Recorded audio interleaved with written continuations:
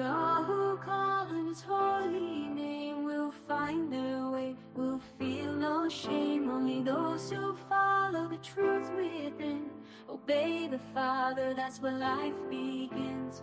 Oh, the loud voices, they lead astray, but Jesus is the truth, the only way.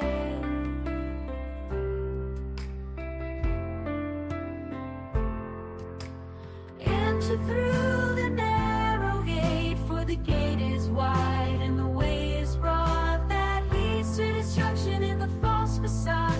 Many walk that path and don't see the sign, but the gate is small and the way is divine. The road to life, oh, so few will find. In the light of love, leave the darkness behind. Salvation is a gift, it's not of our hands, not by the works or binding demands. It's free for the lost, for the weary soul. Come to Jesus, let him make you whole.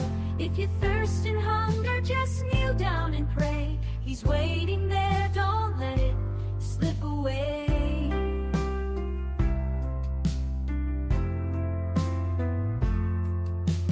Enter through the narrow gate, for the gate is wide and the way is broad that leads to destruction in the false facade. Many walk that path and don't see the sign, but the gate is small and the way is divine. The road to life, oh, so few will find. In the light of love, leave the darkness behind.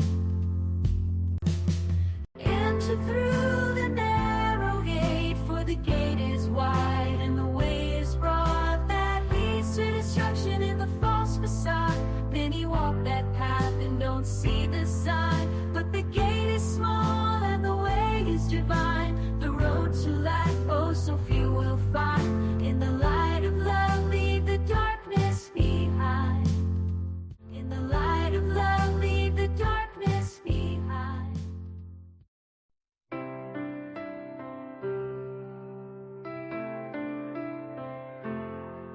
Not all who call on his holy name will find their way, will feel no shame. Only those who follow the truth within, obey the Father, that's where life begins.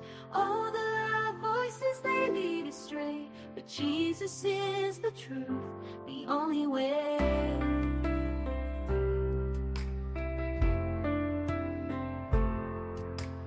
Enter through the narrow gate, for the gate is wide and the way is broad that leads to destruction in the false facade. Many walk that path and don't see the sign, but the gate is small and the way is divine. The road to life, oh, so few will find. In the light of love, leave the darkness behind. Salvation is a gift, it's not of our hands, not by the works or binding demands. It's free for the lost, for the weary soul. Come to Jesus, let him make you whole. If you thirst and hunger, just kneel down and pray. He's waiting there, don't let it slip away.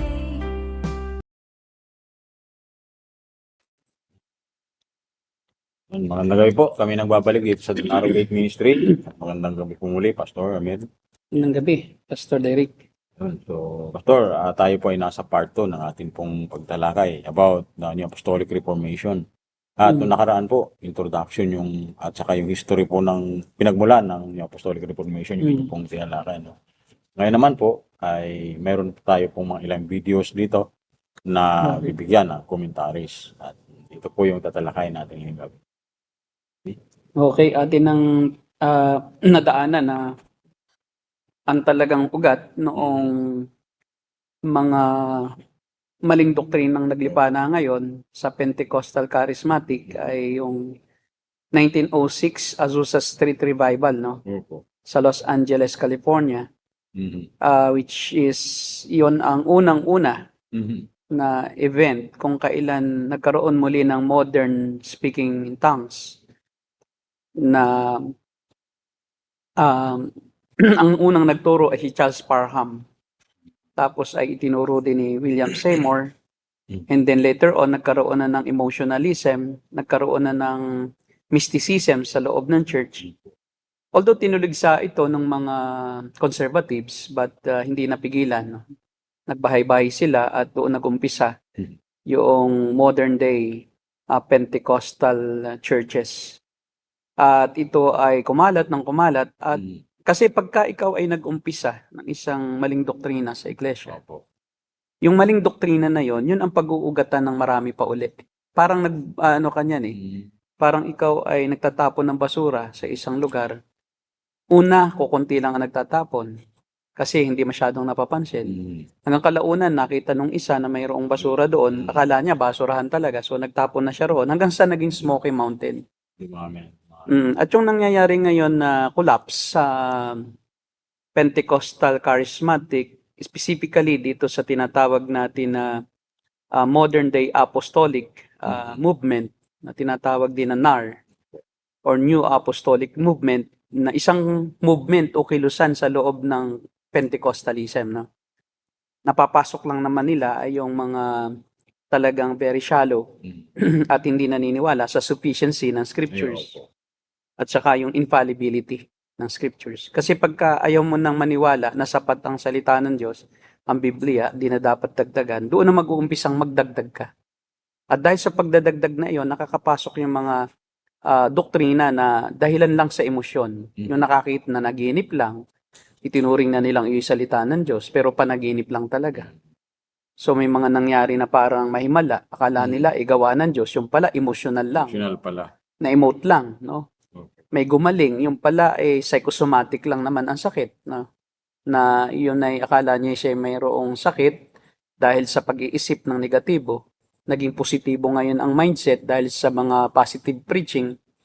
So, anong nangyari ay gumaling. Pero ang totoo, ang gumaling yung kanyang negative mindset na nakaka-epekto sa kanyang katawan. Naging positive lang. Naging positive lang, so naging maganda na ngayon yung kanyang pakiramdam dahil nga naging maganda rin ang pag-iisip. Kasi talagang pagka ikaw ay masyadong nag-iisip ng negatibo tungkol sa kalagayan ng iyong katawan, ay makakaramdam ka nga noong iniisip mo na yon. Kasi ang isip, nakaka-influence yan sa mga bahagi ng iyong katawan, nakaka-influence sa iyong neurons. No? Yung neurons mo, pagka yan ay humina, so makaka-epekto yan sa iyong ibang bahagi ng katawan, maging sa pakiramdam mo, no? At sa paggana ng mga iba't ibang glandula ng ating utak, na siya naman nakaka-epekto sa response at doon sa function ng ating mga iba't iba namang mga bahagi ng katawan na panloob, no, ng internal organs. Na yung internal organs na yon, pag naapektuhan, maapektuhan yung external organs natin. So from the mind, it will affect the brain, no, the brain functions and yung mga glands sa ating brain, and then it will affect our mga yung ating mga mga bahagi ng katawan sa panloob o internal organs na tinatawag, na of course makaka-epekto sa atin ng panlabas na function ng ating katawan, sa ating mobility, sa ating sight, sa ating touch. Kasi nga nagmula yon sa ating negatibong pananaw. Pero hindi totoong sakit iyon.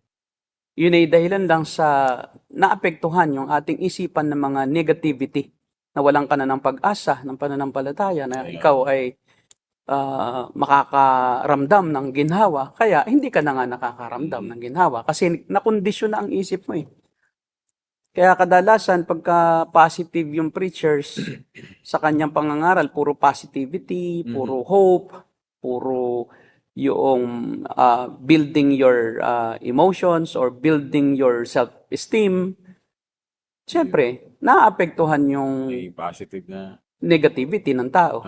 At dahil doon, nagkakapag-asa, lumalakas ang katawan. Pero talaga namang malakas naman siya. Kaya lang dinidikta na niya sa isip niya, mahina ako. So, yun ang nangyayari. So, at pinagpapalagay na yun ay, yung paggaling na yun ay galing sa di umano sa salita ng Diyos. At sa preacher, nagkakaroon na tuloy ng kapangyarihan yung sa tingin ng tao, yung mangangaral. At inaangkin naman ng mangangaral na siya may kaloob ng pagpapagaling. hanggang sa iyon na. Sumikat na yung mangangaral dahil hindi naman siya totoo talagang nagpapagaling at hindi rin naman talaga totoong Kristiyano. Marami na yung nadaya na ang hangad lang naman ay mga bagay na makakamtan niya. Tulad ng kagalingan, kahit na hindi na siya maligtas, ang mahalaga, gumaling siya. So, ang nangyayari ay naging physical na lang yung paggaling at hindi na talaga lumapit sa Panginoon at gumaling ang kanyang spiritual na aspeto ng buhay. Yun nga po, Pastor, no, nakikita natin dito sa mga followers nito, mga super apostles, yung mga nakiklaim na mga nagpapagaling. Ang kanila po talagang goal, Pastor, dyan, yun pala, yung physical healing. Wala talaga silang pananampalataya na totoo. Kumbaga, para lang sila gumaling physical. Ang pananampalataya nila ay nasa kanilang pananampalataya. Their faith is on their faith, not on God. Kailangan malakas ang faith ko. Pag malakas ang faith ko, makakaya ko ito. So yung faith nila ang kanilang pinagtitiwalaan para makagawa sila ng mga mahimala. Hindi, walang object, kundi sila rin. Kaya faith in faith. Not faith in God, but faith in their faith. Parang human faith, ano po? Human faith. Tapos positivity na may nangyayaring positive effect doon sa buhay ng tao. Tapos gagamitin ang Bible. Akala ng tao, Bible yun. Pero mali naman ang doktrina. Kaya nga kasi, pag mali ang doktrina, hindi yun sa Diyos. Yun. Sa demonyo yun. Kasi minamali ng demonyo ang salita ng Diyos. At nagpapanggap ang demonyo na siya yung kumikilos. Kaya ang tao naliligaw ng naliligaw. Hanggang sa kalaunan ay nasa malalim na siyang kumunoy ng kasinungalingan, hindi na siya makaahon. Pag tinuruan mo na siya ng katotohanan, ayaw niyang tanggapin. Kasi baka mawala yung kanyang nakamtan na kagalingan doon sa maling paniniwala Takot siya na mawala yung benepisyo ng maling paniniwala. Pastor, parang ganyan po yung nangyari doon sa St. Pantano, sa church na doon. Yung mga members doon, at lalo na si Pastoran, ay talagang kahit anong convince mo, alam ko po, kinukonvince mo siya noon pa man sa tamang doktrina. Pero kahit anong gawin, talagang nakaano na sila doon. At pinaglaban talaga po nila na parang totoo talaga yung kanilang tinitindigan na pananampalataya. Yun nga, dahil nga takot silang mawala yung meron sila ngayon, doon nagaling doon sa maling paniniwala. Guguho Guguho yung pag-asa nila. Kasi nga, ang turo, pagka malis ka, susumpain ka ng Diyos. So, naroon yung takot. So, instead na ang tao ay magkaroon ng tiwala sa Diyos, ang nangyayari, natatakot sila na baka sila iwanan ng Diyos. Baka sila ay mapahamak pagka sila ay umalis doon sa kanilang maling na paniwalaan. At yun naman mga false teachers ay minamanipulate yung tao at kinakapitalize yung kanilang takot doon sa pag-alis para lalo nilang diinan yung maling doktrina na at saka para ka yumaman, magbigay ka. Para ka gumaling, magbigay ka. Kasi alisin mo sa equation yung pagbibigay, walang false teacher. Tandaan ninyo yan. False teachers seem to sacrifice, no? Sa umpisa, matuturo yan, akala mo paawa yan, akala mo talagang siya ay talagang totoo at tapat sa kanyang sinasabi. Pero kalaunan, lalabas din naman ang katotohanan na pagka wala siyang nakuha sa grupong yan na tinuturuan niya, aalis naman yan. So, hindi katulad ng totoong mga ngaral na may makuha man siya o wala. O siya may mag-suffer o managana man siya. Basta kahit anong mangyari, hindi siya aalis sa hirap at ginhawa. So, tuturuan niya at tutulungan ang mga mananampalataya na lumago sa kanilang pananampalataya. Hindi siya after doon sa blessing. Hindi siya after doon sa kanyang gain. Kundi after siya, yung mga taong yon ay kanyang talagang mabuild up sa pananampalataya. At hindi niya iiwanan yon hanggat hindi sila matatag. At kahit wala siyang nakuha, wala siyang nakamtan na anumang material na bagay mula sa mga taong iyon, ay maligaya na siya dahil alam niyang ang Diyos ang magagantimpala sa kanya. At yun ang mga katulad ng mga missionary, gaya nila Adoniram Hudson sa Burma, si William Carey, tapos si Hudson Taylor sa China. Yung mga pioneer Christians, yan ay mga hindi Pentecostal, hindi charismatic. Walang missionary pa dati na Pentecostal prior to 1906. Lahat ng missionaries na nag-umpisa ng mga gawain, ng mga misyon sa iba't ibang panig ng mundo, ay hindi naman Pentecostal. Kasi wala namang Pentecostal noon. So nagkaroon ng Pentecostalism specifically noong magkaroon na ng tinatawag natin na yung first wave ng Pentecostalism. 1906. Oo, yung Toronto Revival, yung mga ganyan. Hanggang itong pinaka-latest na Lakeland Revival nitong si Tad Bentley na isa palang kriminal at bakla, silahis siya. Nagsisexual, nang-a-attack siya sexually ng mga lalaki. Oh, Grabe. tapos pwede rin sa babae. So siya ay bisexual. Tapos kriminal. Tapos hindi nagbabago hanggang ngayon, hindi nagbabago. Pero patuloy siyang sinusuportahan ng mga itong mga apostol ni Rick Joyner, Wagner. si Rick Wagner patay na eh. Sila Bill Johnson. Mayroon pa po pastor isa na napanood kong video kaya nang baliktad kasi yung video niya eh. Si Reinhard Bonnke. Si Reinhard Bonnke is kasama din nila yan. Bilis po niya pastor napanood yung video. Pero iyan ay evangelist na parang evangelical, no? Pero sa totoo, mayroon na siyang bumigay na siya, no? Bumigay na kasi nga na siya eh. Na-influence na siya na bakit mas marami silang maraming grupo sila kaysa sa evangelical. So na-involved na rin siya. Kaya po eh. Kita ko talaga bilis niya si Tad Bentley. So yun, at ngayon ating isa-isahin yung mga tinuturo nila at ating salain sa scriptures kung tunay ba talaga na ayon sa Diyos at sa kanyang katotohanan yung pinagtuturo ng mga ito. Sa particular dito sa ating paksa, yung mga apostol ng New Apostolic Reformation. Okay, tingnan natin si Bill Johnson muna. Kasi itong si Bill Johnson, siya yung nasa gitna ng controversy ngayon. Kasi yung church niya ang nag-host lagi na mga apostolic revival meetings. Sila ang nagle-lay hands sa mga gusto nilang gawing apostol, sa mga propeta. At dyan yung pinakang matindi nga yung issue sa kanya ay yung isa niyang prophet na ngayon ay nasa gitna ng controversy. Na mayroon ding sexual assault na ginawa. O mayroon ding mga sexual sins at saka yung tahasang panluloko na ginagamit sa panguhula. Yung tinalakay natin kagabi, yung Google, tapos sinahanap yung address at sinasend, doon ka nakatira. Pero alam din nila Bill Johnson yung kanyang ginagawang pandaraya. Okay lang siya. Pero kanilang tinolerate. Hanggang sa, lumabas na yung mga napakaraming iskandalo na itinatago nila Bill Johnson. Ito po, Lakeland Revival yata po itong video natin. Tingnan po natin. Sige. Tingnan natin itong nangyari noon sa pagitan nila Chian. Si Chian, isa iyan na apostol din, na assistant noon ni Rick Wagner. Dalawa sila ni Bill Johnson, actually. Na pinaka-prominent sa apostles. Paki-play natin.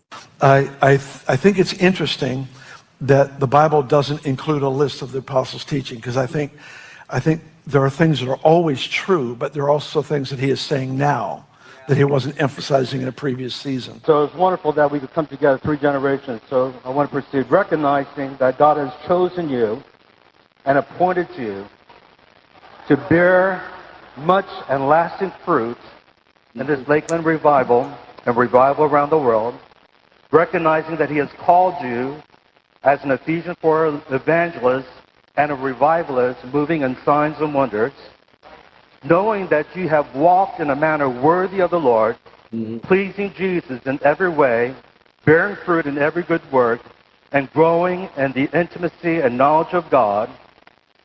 We, as your brothers and your friends, who have a deep love for you, Shauna, your whole family, we just esteem you.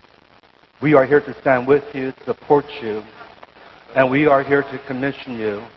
In the name of the Father, Son, and Holy Spirit, in the power of Jesus' name, with special oil from Chuck Pierce. It's called Revival Oil. Chuck could not make it, but he sent this FedEx special oil for you. A lot of that is extremely troubling So, to me. yung Extremely. nagpe-pray dyan, si Chian yun. Opo. Yan ang isa sa mga prominent apostle today. Grabe, no? Na by the way, si Chian ay lagi nga napi-feature sa Victory Christian Fellowship, mga revival ano nila, ministries na. Mhm. Revival Conference. At na kasabayan niya, nagtuturo din si Bishop Manny Carlos ng BCF. So basically, talagang naniniwala ang Victory Christian Fellowship sa mga modern day apostles at modern day prophets. At isa nga sa mga alagad din ni ni Wagner, no? Ni Rick Wagner ay si Cindy Jacobs Opo. na nanghula na mananalo daw si Eddie Villanueva bilang presidente ng Pilipinas. At Yeah. talagang specific yung kanyang hula na si Eddie Villanueva ang talagang mauupo Mhm. sa ating bansa. Na natalo naman siya by a landslide. So peke yung prophecy, of course, ay di peke din yung tao. Hindi rin siya propeta. Kasi kung tunay siyang propeta, hindi siya magkakamali kahit isa. Tama. Kasi lahat ng propeta sa Biblia ay wala kahit isang mali. Yes. Lahat ng sinabi nila tama kasi sa Diyos galing. Sa Diyos, ang Diyos ba naman magkakamali? So ibig sabihin, demonyo yung nagsabi sa kanya. Di ba? Ngayon itong si Todd Bentley ay kanilang binless dyan dahil nga doon sa nakita nila na may gumagaling daw, meron daw mga magagandang gawa na ginawa siya at saka daw, Inanuin pa ng oil, Pastor. at siya daw ay sumusunod sa kalooban ng Diyos. Yun lamang. Ang manner ng kanyang pagpapagaling, tinatadyakan niya sa mukha ng boots na yung steel boots. Opo. Tapos sinisipa niya. Paano hindi tutumba? Para tumumba, sisipain niya sa mukha. Nakatumba na. Ano pa niya? Tinatapak-tapakan pa niya kahit may matatanda. At saka siya may tinatawag na anghel na ang pangalan ay Emma. Yun yung utusan niya para maslain yung mga touch them. So yung Emma na yon na hindi naman nakita ng kahit sino, nandoon daw at nanunulak ng mga tao. Parang panluluko Ngayon, nagkaroon ng review na dyan ang Christianity Today noong January 3, 2020. Ni-review yung kanyang ministry at saka yung kanyang lifestyle. At sinabi nila na yung kanyang ministry ay characterized with adultery. Pero adultery. May asawa na siya pero nakikipag pa. Tapos meron siyang yung voyeurism, yung nagpapakita siya ng sexual act sa kalalakihan sa mga membro niya. Grabe naman. Tapos meron din siyang sexting, nakikipag-text siya sa text. At substance abuse. Kaya siya gumaganon-ganon 'Di ba? Kasi effect 'yan ng droga. Yung pag ang gaganon-ganon ka, yung naano ka na. Kaya pagka siya nakakadroga, naghihiling na siya. Doon lumalakas ang loob niya kasi high na high siya At sabi ng mga nag-investigate sa kanyang ministry, for the past 15 years, walang nangyaring pagbabago kay Todd Bentley. Dahil siya ay murderer na nung before naging Christian siya May kaso siya. Nakapatay ata siya. Hinayaan lang nila. Mm. Pero nakulong po siya at nakalabas. Nakulong din, tapos nakalaya, tapos nagpanggap siyang na-born again. Siyempre, gusto na niyang siya tanggapin ng lipunan at yan ang paraan niya para siya tanggapin. Kasi maraming nakukulong na nagkukunwaring nag-born again Okay, nagiging ministro, naging kadalasan, naging pastor ng iba-ibang denominasyon. Akala nila pag pastor pare-pareho. Pastor din naman ang Sabadista. Pastor din ang Jehovah's Witness. O pastor din ang tawag sa Mormon. Diba? Akala nila lahat ng pastor isa. Kaya, sige, dito ako magpapastor. O dito ako. Pag pastor na, akala naman ng mga tao sa labas, pastor na. Kagalang-galang na. Kagalang-galang na kasi nagkaroon ng titulong pastor. Ngayon, ang sabi ng Christianity Today, based on our careful review of numerous first-hand reports, some of them dating back to 2004, we state our theological opinion and can say with one voice that without a doubt, Todd is not qualified to serve in leadership or ministry today. The group said in a statement posted online Thursday. Ito yung grupo ng mga charismatic ministers. Kasamahan niya. Nakasamahan niya. Hindi pa ito yung grupo na tagalabas. Mismong tagaloob ng kanyang grupong karismatiko ang nasasabi na hindi siya fit sa ministry. Sa patuloy na isang pattern ng substance abuse, sexting, adultery, fornication. Pero, inano niya, nabayaan lang siya. Kaya nga, 'di ba, ang mga apostle naman ngayon ay after lang sila doon sa pagkilala, doon ma-elevate sila. 'Di ba kung yung kay Stephen Furtick, Elevation Church. Doon pa lang sa pangalan makikita mo na Elevation Church. Stephen Furtick, isa rin yan sa mga Pentecostal Charismatic Prosperity Gospel. Si Tad White ay yan naman ay oneness, na charismatic Pentecostal oneness. O biruin mo. Modalism siya Jesus only. Sige. Parang si, yung kung saan nag-concert itong singer na tinuligsa ng marami dahil siya ay nag-participate doon sa anniversary ng Fourth Watch. Si Yeng Constantino. Na maraming umano sa kanya, tumuligsa, sumulat, nagpaalala. Bakit ka na andyan sa grupo na ang katuruan ay labag sa Christianity, dun sa Orthodox Christianity. Mga oneness yan. Syempre, may pera. So, it boils down with money. So, even yung mga tao, kaya sumasama kadalasan sa ministry, kaya nagpapanggap na pastor na may power, kasi may pera. Alisin mo nga sa equation ang pera, aalis yung mga yan. Tama. Paghirapin mo yung mga yan, hindi yan pupunta sa ministry. Kaya yung mayaman sila Kasi sa Amerika, ganito kasi. Pagka ikaw ay isang mission organization o church-based na organization, walang tax. Tapos, aside from that, yung mga miyembro ay pwedeng gawin nilang pantak sa gobyerno, yung donation sa ministry. Yun.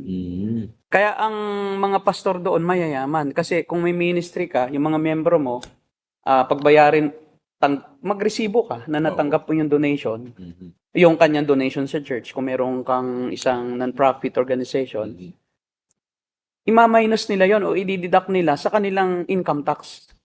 Unlike sa Pilipinas, I think only 1/4 o 1/8 ang pwedeng consider as tax deduction na donation sa kahit anong non-profit organization.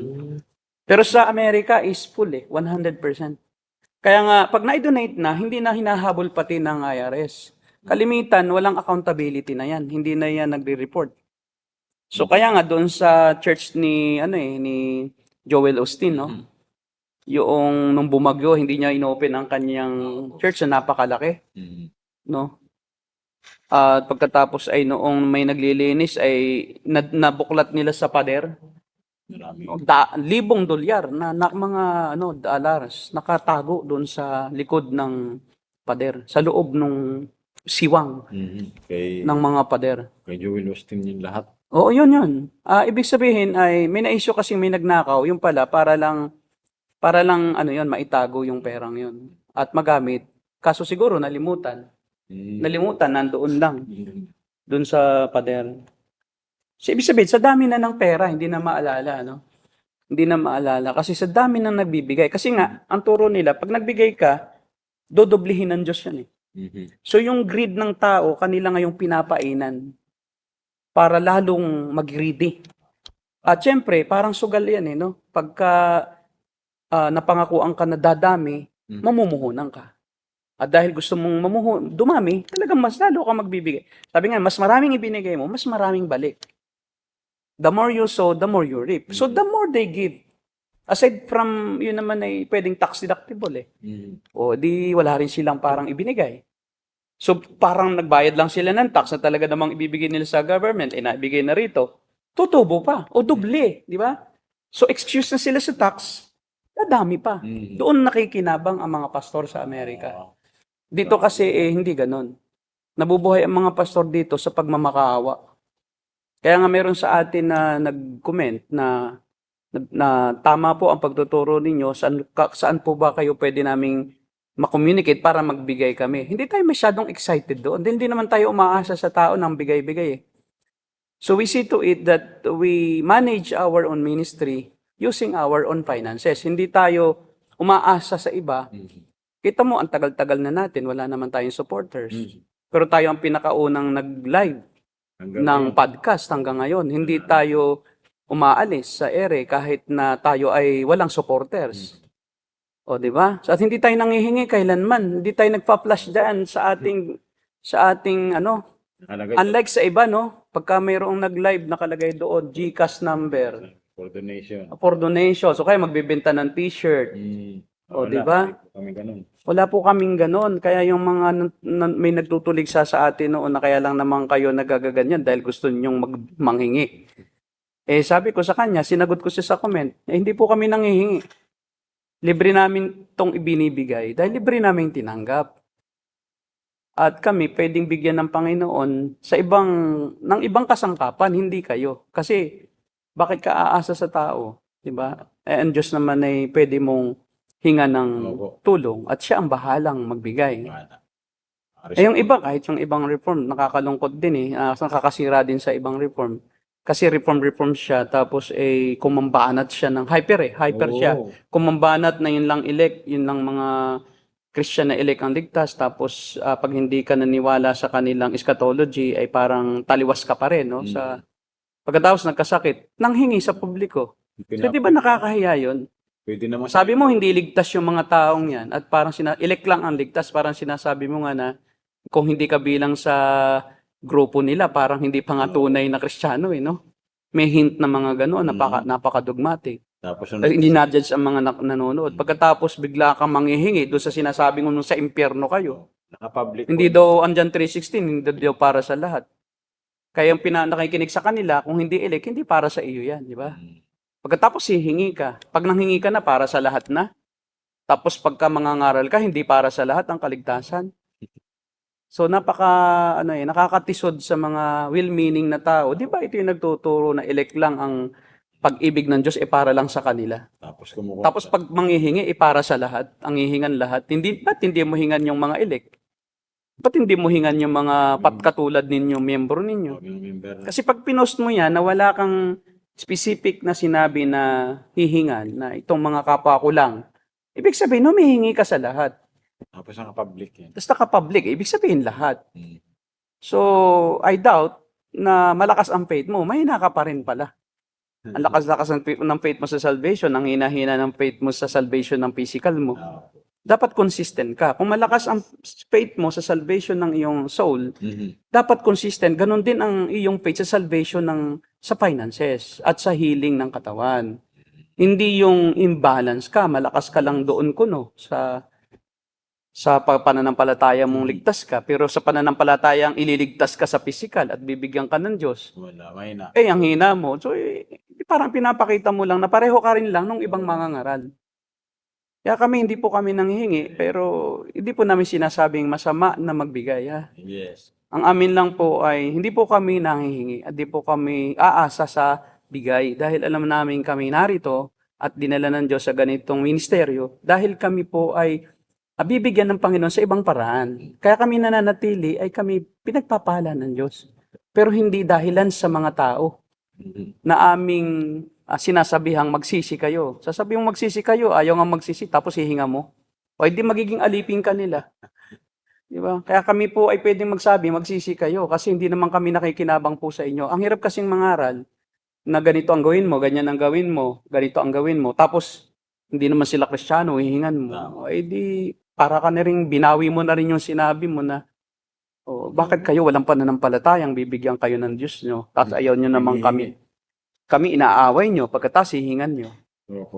So, Taliwas talaga. taliwas po yon sa salita ng Diyos na hihingan mo ang mga tao na tahasan mong ipapahayag sa kanila yung iyong pangangailangan.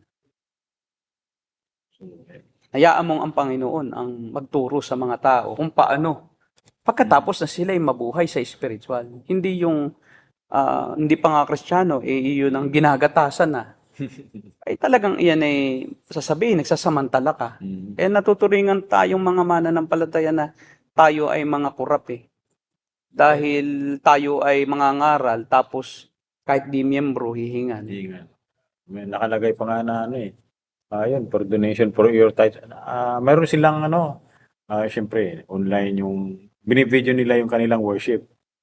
Ngayon, meron silang advertisement ng kanilang pagsamba, yung susunod na pagsamba nila. Matapos nakalagay doon, naka-flash doon. for tithes and offering. Nakapublic po yun, Tithes and offering, just send your GCash. may GCash. Electronic na pati ngayon ang Oo. panghingi. Pero pastor, Dapat siyempre, hindi. naka-address po siya lahat doon sa mga tao na nakakita, mga friend niya. Unbeliever man o hindi. Kaya nga. Grabe. So dapat hindi ganon. Yung yung mga tulad ng Emmy Domingo, laging naka-flash. Ibang churches naka-flash sa donation for donation. Mhm. So siyempre, maraming tao ay kung merong isa doon na natamaan na parang siya ang pagpapalain bibigay. So kaya hit and miss eh. So tapos ginagamit nyo ang banal na espiritu para manghingi. Kinonvict ng banal na espiritu tapos kayo ang makinabang. Diba? Wala nang banal na spirito. Oh, ay totoo naman yung conviction kasi nga kahit salita ng Diyos na mali, pag nabanggit, may tama doong gagamitin ng banal na espiritu. Di ang banal na espiritu pang nagamit nyo para pakinabangan nyo, di ba? So ang nangyayari is ginagawa nyo talagang business ang ministry kasi ang Diyos talaga kikilos yan eh. Kahit napatay sa espiritu yan, pwede yan buhayin in an instant. Tapos ngayon, kayo ang makikinabang. So yun ang problema, no? Malaking problema na yun. Sige, yan ang turo. Yan yung Lakeland Revival kung saan yan ay after na nung Lakeland Revival. Kasi napansin lang nila yan eh. After parang nabalita nila tapos nakisakay. Ganun kasi ang mga nar eh. Kung saan may blessing sasakay. Kung saan may sikat pupunta. Nako. Aba? Tapos gagamitin nila yung sikat na parang kakampi nila. O pati yung building gagamitin nila, amin yung building nun. Nako. Saan ang office nyo? Doon po. Oh, hindi naman kanila. Hindi naman pinayagan sila na doon. Yun yung mga apostol. Buti na lang napanood ko. Tinanong kung saan ang building ng foundation nila. Hindi naman connected iyon sa foundation ng isang tao. Ginamit nila yung tao para doon po kami. Yun ang office po ng aming foundation. Grabe, no? Parang Oo. kilala ko yan. Oh, mismong napanood ko, kaya ako tinabangan. Ibig sabihin pala, ginagamit mo na agad ang tao. Hindi ka pa nga kanya kilala eh. Grabe. Oh, para ka lang makapagpalakas sa mga tao na kayo may sariling ganito. Ano ang noon? Pera. Ay, meron na palang opisina to. Pwede na kaming magbigay. May puhunan talaga pala o magbibigay kami. Ginamit talaga. Nabubuhay sila sa panghihingi. Grabe. Tapos gumagawa sila ng apostol sa pamamagitan ng kanilang organisasyon. Sa sect lang na magtatayo ng sect. Tapos ay, siyempre magkakaroon ng legal entity. Magugrupo-grupo yung mga mag-coordinate. Tapos magpapabayad. Gusto mo maging apostol. Oh. Magdaos tayo ng anointing. Tapos installation, ay kayo maging apostol. Grabe, no? So gusto mo, bishop. Magkano? 5,000 each. Alam ko yan eh. Kasi may mga nag-offer na nga sa akin yan eh. Minsan, in-invite ako para sa ordination ng isang kapatid. Akala ko naman hindi ako kasama sa mag-o-ordain. Nung nandoon ako pala kasama sa mag-o-ordain. Kasama ko Pentecostal na kalbo na bishop. Opo. Nagaling daw Amerika. Na obispo. O, di siya nag-preach. Nahihiya ako kasi nag-preach mali-mali ang English. Hindi na lang tinagalog kasi para naman hindi nakakahiya sa mga kapwa niyang pastor. Pero galing Tapos ang mga galing Amerika daw pero hindi marunong mag-English, di ba? Tapos ang pakilala siya dating bilanggo. Nakakahiya. Tapos nung obispo siya, nung nakaupo na kami, tinanong ako, Bishop ka na ba? Hindi. Bakit, sir? Bakit pastor? Gusto mo bang maging bishop? Meron kaming gagawing bishop doon sa may payatas eh. Nagsipagbayad na yon, di ba? O ngayon, mura lang para mabuo na yung kailangan namin. O imagine, sabi ko, hindi ako alam ko hindi binibili ang title eh. Bakit naman ako parang na-offend siya sa akin, hindi na ako inausap. Kung iba-iba yon na mga sige pastor, gusto kong maging bishop kahit di man lang nakatapos ng Bible school, bishop na. Tapos kahit walang church, bishop na. Meron akong kilalang bishop, ang pakilala bishop. Tinanong ko anong address ng church. Ang binigay sa akin, P.O. Box. Sir, yung address na totoo, hindi, wala akong church eh, P.O. Box na lang. Anong pangalan ng church mo? Nag-isip. Lagay mo na lang, Born Again Christian in the Philippines. Ay, buong lahat ng Christian, kasi nagpapa-invite siya sa lahat eh. Hindi naisip niya, lahat ng born again kanya. Tapos sabi niya sa akin, magdoktor ka para malaki ang bigay. Di ba? O yung doktor niya, dinoktor lang eh. Yung doktor ko talagang inaral ko eh. Yung doktor nila, sila-sila ang nag-confer sa isa't isa eh. Oh, sila-sila lang. Sila-sila lang din ang teacher, sila-sila rin. Oh. Sila-sila. Magkakabarkada, teacher, turuan mo ako para maging doktor ako. Oh, kaya pala po, Tapos Doktor. hindi man lang credited ng kahit anong CHED organized na school or CHED recognized accredited school. Kaya nakakahiya ang mga Kristiyano eh. Ang mga pastor eh, di ba? Kaya minsan hindi na kayo napaniniwalaan. Kasi ito yung mga na-encounter sila eh, na mga Katoliko. Na talagang tahasang sinasabi na ako po'y bishop. Pag nagsalita, para namang elementary ang pinag-aralan. Paano ka maniniwala? Pag nag-English, mali-mali ang grammar. Yung is pa lang, hindi pa maitama, R na pala. Dahil plural na. Napaka-basic noon, di ba? Para ang taos ma-determine na ikaw talaga hindi ka doktor. So maraming doktor ngayon ng mga pastor. Marami din ngayong apostol na. Meron nga ngayong apostol na, yung grupo na nagbibigay ng title na apostol eh. Hindi. Kilala mo rin yun. Opo. Asawa, babae pa naman. Babae. Nag-anoint ng mga apostol. Tinalo pa pala po nila si Jesus Christ. Tinalo pa, oo. Kasi si Jesus Christ, 12 lang eh. Oo. Sila lalampasan nila, kahit sino pwede eh. Grabe. At nagkakalat itong mga apostol na ito sa Christianity. Ito yung mga kung saan-saan pumupunta, pakilala, apostol.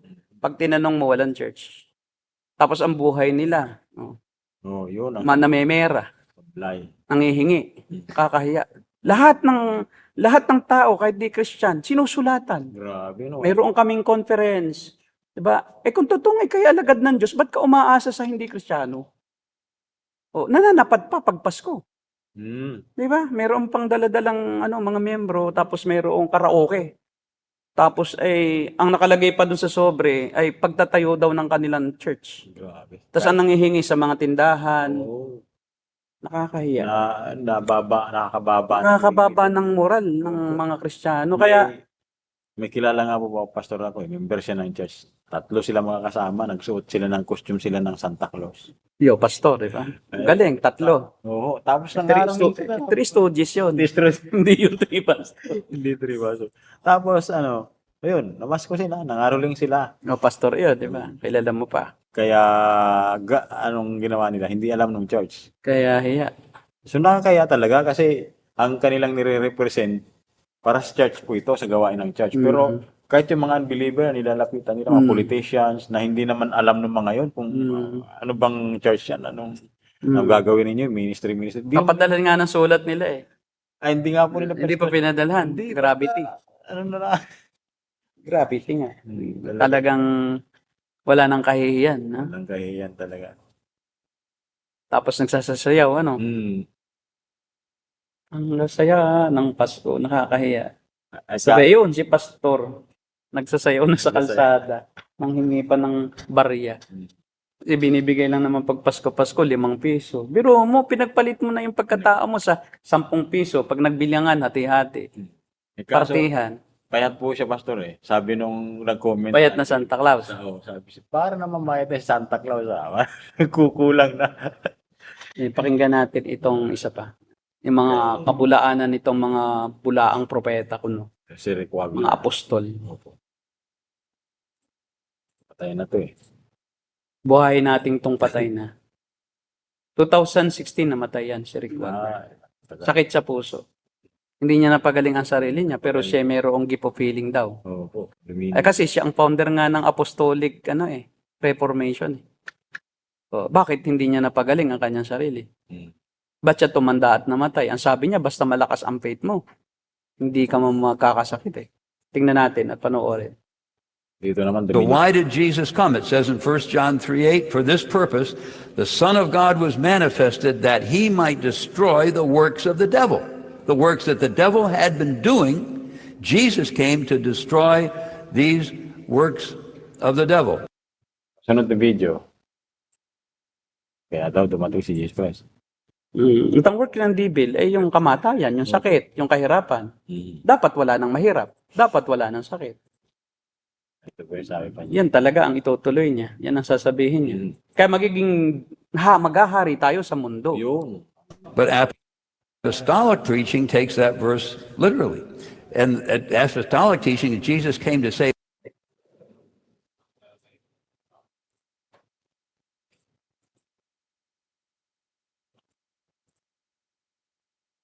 Yun yata yung bro.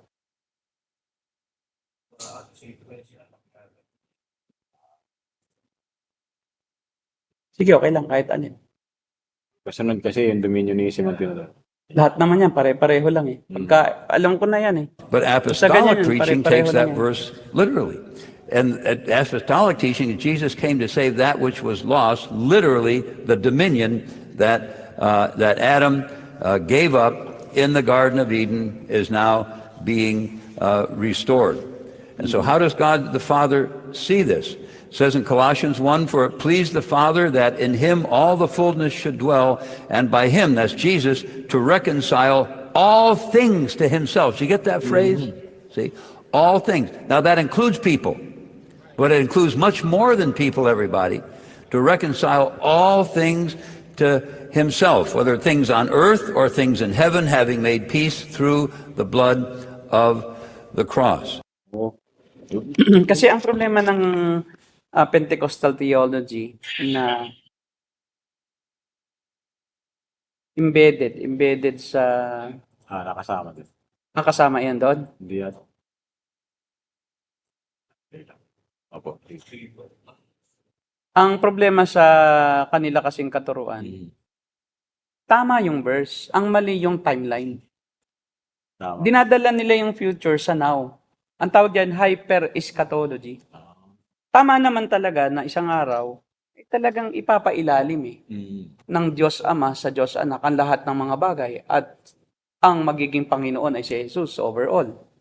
Pero hindi magaganap yun ngayon. Ang problema nila kasi is, ngayon na yan magaganap at kami ang uutusan. Kami yung maghahanda. At pagka naihanda na, saka lang siya babalik. Yun yung dominion theology. Yes. Kingdom now ang tawag, no? Na ngayon na yung kingdom. Na kaya kailangan na sila ngayon ang magtrabaho. Kaya nga may apostol na uli para ibalik uli yung power. At yung mga apostol na ito ang magtatayo ng kingdom. At sila yung gagamitin.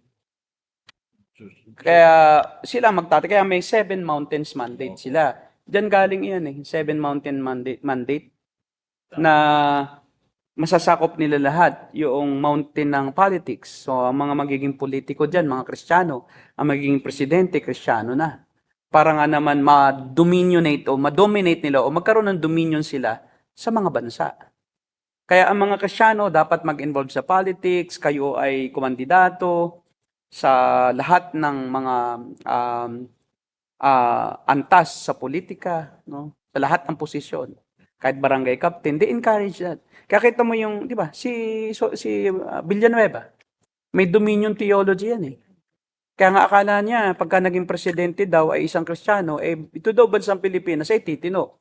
Lalo nga itong mapapasama kasi ang mga Kristiyano lalong lulukuhin. Kasi gagamitin yung pagkapastor mo para kaabusuhin. Kung si Pangulong Duterte nga, matapang na. Mayroon pang nakakalusot sa kanya na naabuso siya Totoo yan May mga nangurap din nung panahon na yan. O di lalo na kung ang naging presidente si Villanueva.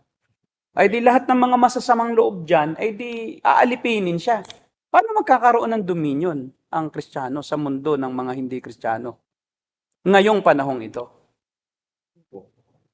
Magaganap yan sa pagbabalik ng Panginoong Kristo. Hindi yan magaganap ngayon. Pasamay-pasama nga ang mundo Yes.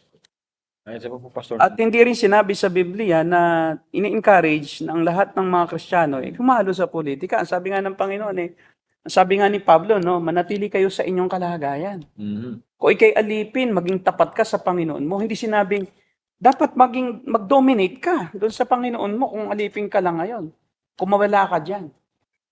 Sabi niya, kung malakakalaya ka sa magandang paraan, lumaya ka, pero hindi iyon ang iyong tungkulin. Ang tungkulin mo, sumunod sa Panginoon kung saan ka naroon na sphere ng society.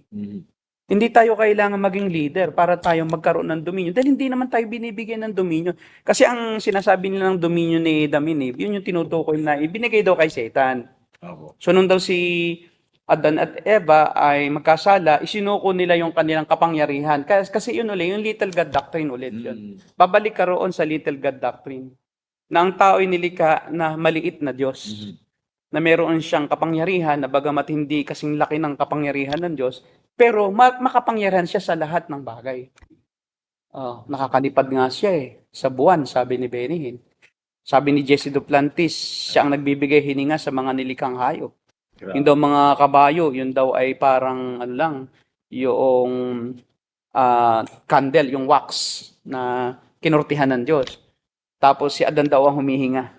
Pagkahinga daw niya, sa kanya papangalanan. Wala naman sa Bible eh.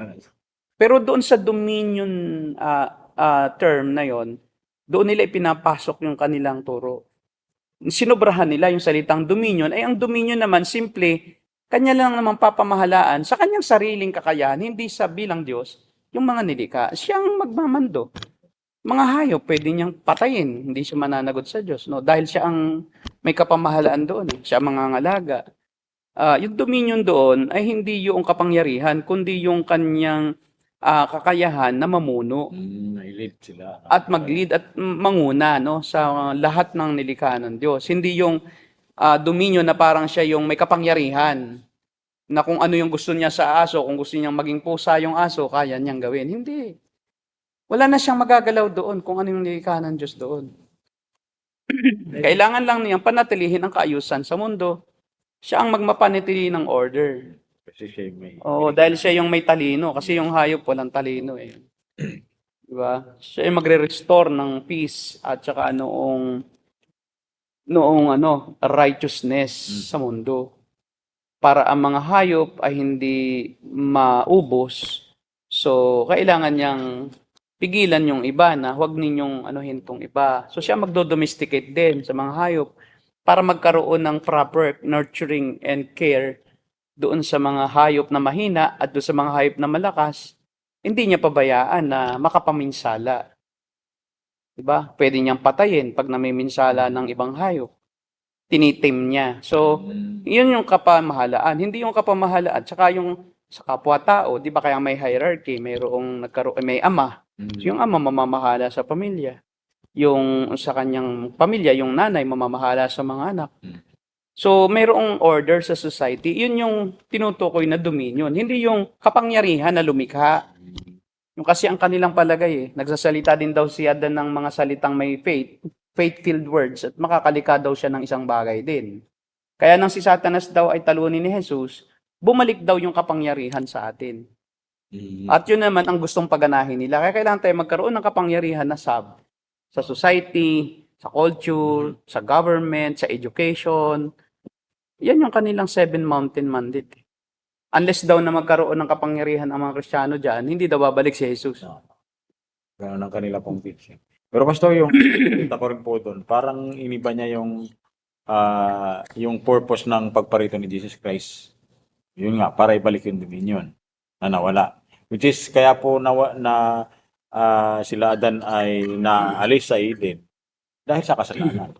Di po ba? Hindi ibalik ang dominion sa tao kay Jesus. Si Jesus ang magdo-dominate, hindi ang tao.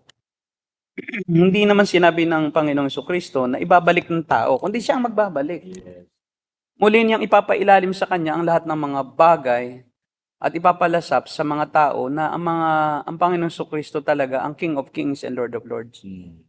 Mangyayari muna yan. Hanggang sa magkaroon na ng bagong langit at bagong lupa na tuluyang walang hanggang tirahan na ng mga mananampalataya. Kasama ang Panginoong Jesucristo, ang Banal na Espiritu at ang Diyos Ama. Kasama ang Trinidad. At yun namang walang hanggang apoy na lawa ng apoy na walang hanggan, yun naman ay doon itatapon. At yun ang magiging walang hanggang destinasyon naman, tirahan ng mga hindi sumampalataya. At yun ay magaganap sa huling yugto ng panahon ng kasaysayan ng mundo pagkatapos ng huling paghuhukom. Okay? Panoorin pa natin. Siguro yung clip number 5, bro. Yung kasunod na. Hyper-eschatology. Totoo yung sinasabi niyang verse. Opo. Pero dinadala niya sa ngayon. Hindi sa, ang tawag dyan, preterism eh. Preterism. Naganap na ngayon, magaganap pa ngayon. Yan, bro. Yan. Ayan yung mga, partial siya. Opo. Partial preterism. Ngayon na magaganap yun. So, sila, Tingnan natin si Copeland na isa rin sa prosperity, kasamahan din nila yan. samahan po nila yan.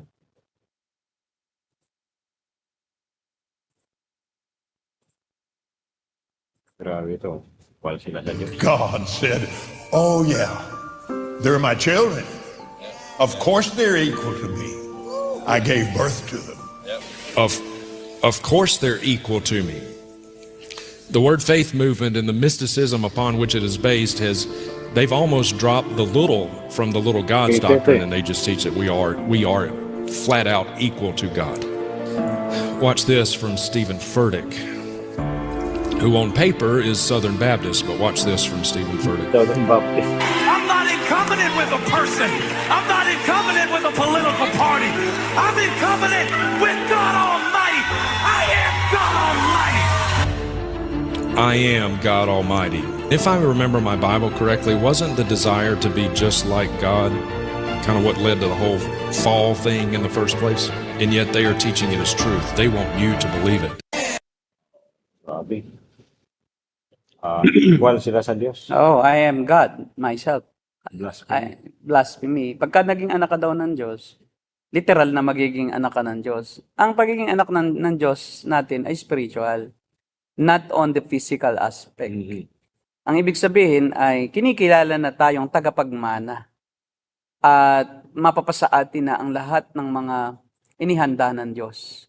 In that aspect tayo naging anak ng Diyos. Napatawad tayo, nakabilang tayo sa pamilya ng Diyos, sa iglesia. Kasi ang iglesia ang pamilya ng Diyos, no? Dito sa lupa, tayo ay nakabilang bilang mga anak ni Abraham sa pamamagitan ng pananampalataya, not by literal means, not by genetics. Sa kanila genetics na parang ang Diyos ay nanganak Kaya pagka nga naman genetic, ang interpretasyon mo doon sa pagiging anak ng Diyos at hindi figurative lang. Hindi tayo anak ng Diyos, hindi tayo nagiging Diyos. Tayo lang ay kanyang inaangkin na ngayon na sa kanya na. Hindi yung literal na tayong naging anak. At tayo nagkaroon uli ng power, hindi. Tao pa rin tayo, nang tayo maging Kristiyano, normal pa rin na tayo ay, kung ano yung kakayahan natin, walang nababago. Hindi tayo makakaligha, pareho pa rin lang. Ang nangyari lang ay tayo binigyan ng pribilehiyo. Di ba, Juan 1:12. Binigyan tayo ng pribilehiyo, hindi binigyan tayo ng genetics. Hindi tayo binigyan ng katangian. Ang binigyan sa atin, privilege. Di ba? Children. To become child of God. Basahin mo nga yun, yung salitang privilege. Hindi yung tayo ay ginawang literal na Diyos. Tayo ay itinuring lang na anak. Ampun lang ka lang. Ampun lang. Inampun ka. John 1:12. Oo. 1 John 1:12. Hindi, John 1:12. Hindi 1 John. John 1:12. Verse 12 to 13. Pakibasa. John 1:12 and 13. Ang lahat ng tumanggap kay Jesus ay binigyan ng karapatang. Rights lang Rights lang. Ayan sabi dyan.